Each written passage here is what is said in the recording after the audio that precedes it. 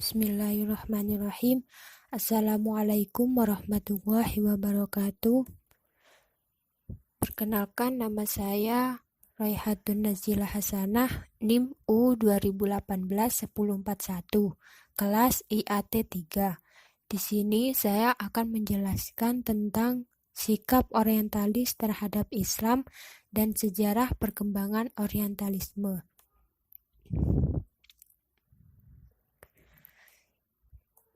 Di sini saya akan menjabarkan tentang konsep sikap orientalisme terhadap Islam. Konsep yang pertama yaitu tentang definisi orientalisme, tujuan orientalisme, sikap orientalisme terhadap Rasulullah SAW, sikap orientalis terhadap Al-Quran, dan sikap dan usaha dalam menghadapi gerakan kaum orientalisme. Yang pertama yaitu tentang definisi orientalisme. Orientalis adalah kata nama pelaku yang menunjukkan seorang yang ahli tentang hal-hal yang berkaitan dengan timur.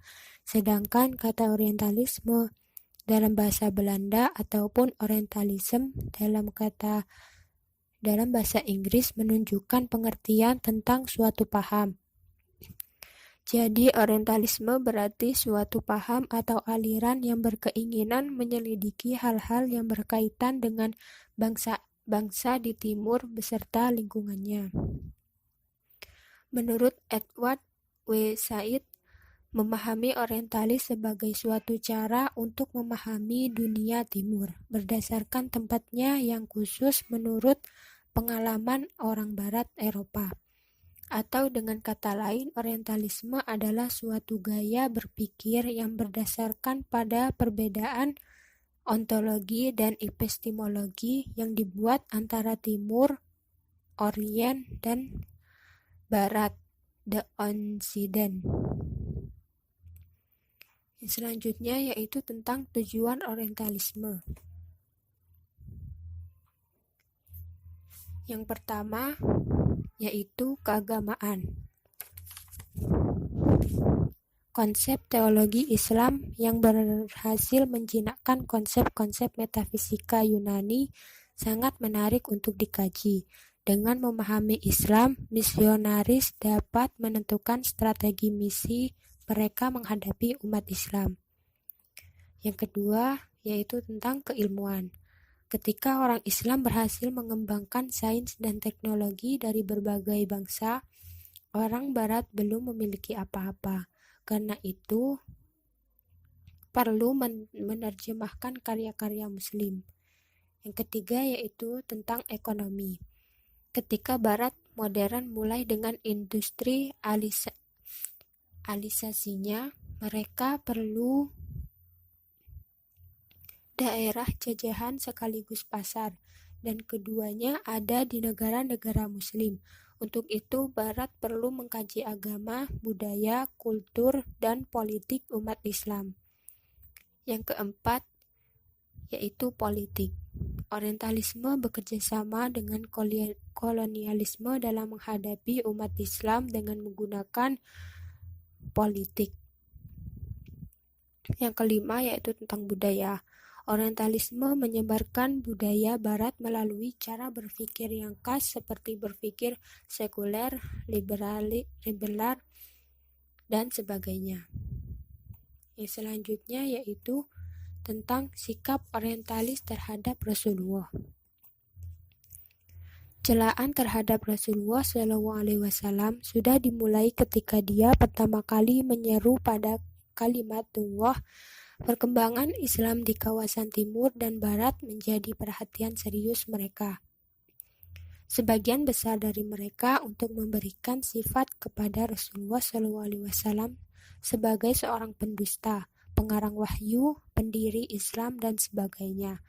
Dari sinilah muncul kedustaan-kedustaan yang mereka buat dengan memberi julukan sebagai ahli sihir, manusia syahwati. Selanjutnya yaitu tentang sikap orientalis terhadap Al-Quran.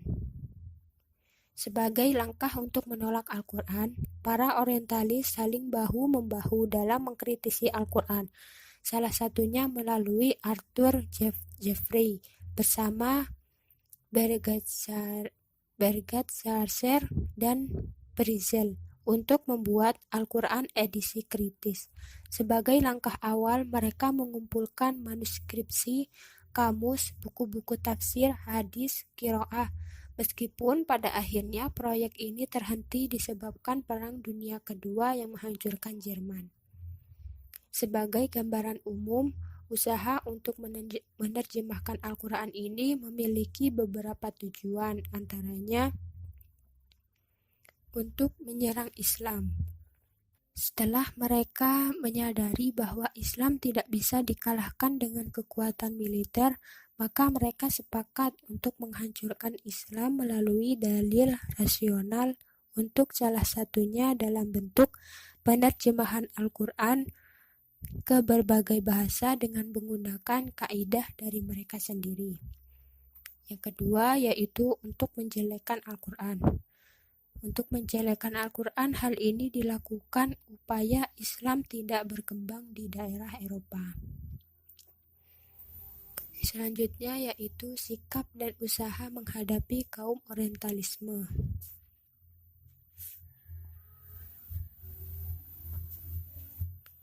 Yang pertama, membuat mausu'ah atau ensiklopedia sebagai jawaban terhadap orientalis. Mengingat bahwa mausu'ah itu akan dialamatkan kepada kaum intelektual atau pemikir orientalis, menjadi keseharusan penyuguhan topik-topik Islam yang diusulkan hendaknya penyuguhan yang objektif, yang dilandasi dengan hakikat Islamiyah, fakta sejarah, logika yang benar, dikuatkan dengan sandaran agama pada hal-hal yang berkaitan dengan ilmu nakliyah, yaitu menggunakan metode yang diakui atau dipakai oleh kaum orientalis. Yang kedua yaitu membentuk lembaga ilmiah Islamiyah internasional guna memberikan informasi yang imbang mengenai Islam.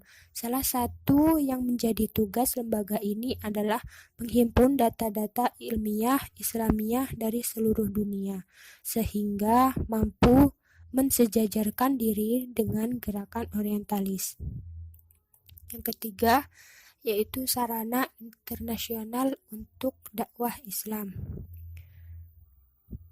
Sarana internasional ini salah satu proyek Islam besar lainnya yang perlu diadakan adalah lembaga Islam internasional untuk tafsir atau propaganda, yakni sebagai sarana dakwah Islam dari satu segi, juga memberi bimbingan kepada orang-orang yang baru masuk Islam dan juga untuk memelihara kaum muslimin dengan wiratahnya.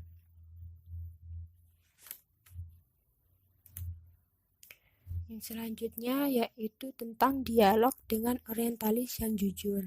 Tujuan diadakannya dialog dengan orientalis yang jujur yaitu dapat selalu mengadakan dialog atau pertemuan-pertemuan serta seminar-seminar di mana melalui sarana-sarana tersebut kita dapat mempertemukan ahli-ahli Islam dengan mereka atau kaum orientalis. Selanjutnya yaitu mendirikan Badan Penerbitan Islam Internasional. Berdirinya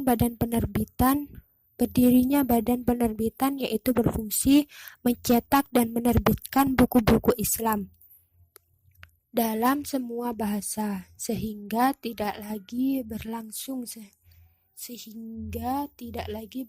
kebiasaan dicetaknya atau diterbitkannya buku-buku Islam dalam bahasa asing atau barat oleh penerbit-penerbit barat. Yang selanjutnya saya akan menjelaskan tentang sejarah perkembangan orientalis. Konsep yang pertama yaitu sejarah munculnya orientalisme. Yang kedua, periode perkembangan orientalisme. Dan yang ketiga, tokoh-tokoh orientalisme. pertama, sejarah munculnya Orientalisme. Awal mula munculnya Orientalisme atau ahli ketimuran adalah adanya studi-studi yang dilakukan oleh ilmuwan barat tentang ketimuran, baik berupa sastra, adat istiadat, politik, lingkungan, dan agama di Asia, termasuk Islam.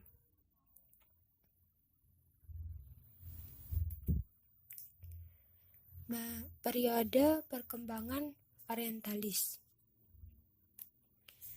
Minat bakat orang Barat untuk meneliti masalah-masalah ketimuran sudah berlangsung sejak abad pertengahan. Mereka melahirkan sejumlah karya-karya yang menyangkut masalah ketimuran dalam rentang waktu antara abad pertengahan sampai abad ini. Secara garis besar, Orientalisme dapat dibagi 3 periode, yaitu 1. Periode masa sebelum meletusnya Perang Salib di masa umat Islam berada dalam zaman keemasan. Dalam masa ini muncul Orientalisme di kalangan Barat. Bahasa Arab mulai dipandang sebagai bahasa yang harus dipelajari dalam bidang ilmiah dan filsafat.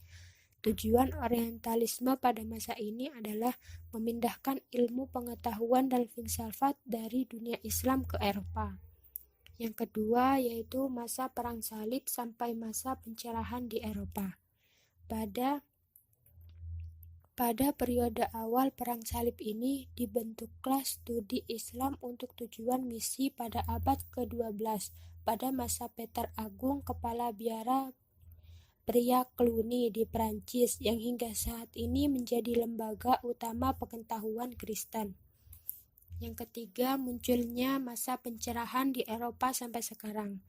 Pada masa pencerahan ini, kekuatan rasio mulai meningkat, di mana sebuah tulisan yang dibutuhkan adalah objektif, bukan mengada-ngada. Mulailah muncul karya-karya mengenai Islam dan mencoba bersifat positif. Yang selanjutnya yaitu tentang tokoh-tokoh orientalis. Yang pertama yaitu Henry Albert Skelton. Henry merupakan cucu dari Albert Skelton yang juga ahli dalam kajian orientalis. Karya-karyanya dalam kajian ketimuran juga berperan penting dalam perkembangan orientalisme. Selain itu, Henry juga menjabat sebagai profesor studi orientalisme, menggantikan posisi ayah dan kakeknya. Yang kedua, Adrian Reland. Reland adalah salah satu seorang orientalis kenamaan yang sangat gemar dengan bahasa-bahasa ketimuran dan juga banyak mempublikasikan karya-karya terkait bahasa ketimuran.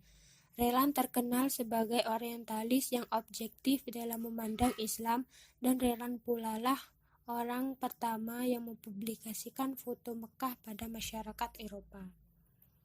Yang ketiga, John Theodor Bellon.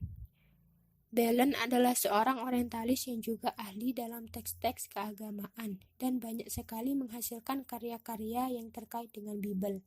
Bellon juga dianggap sebagai orientalis yang menghidupkan kembali tradisi orientalis di Belanda.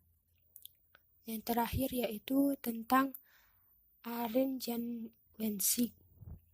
A.J. Wensink adalah salah satu orientalis Belanda yang memusuhi Islam dan menyebarkan sejumlah kebohongan tentang Al-Quran dan Rasulullah. Terima kasih, mungkin sampai sini saja penjelasan dari saya. Kurang lebihnya saya mohon maaf yang sebesar-besarnya. Wabillahi taufiq wal hidayah. Wassalamualaikum warahmatullahi wabarakatuh.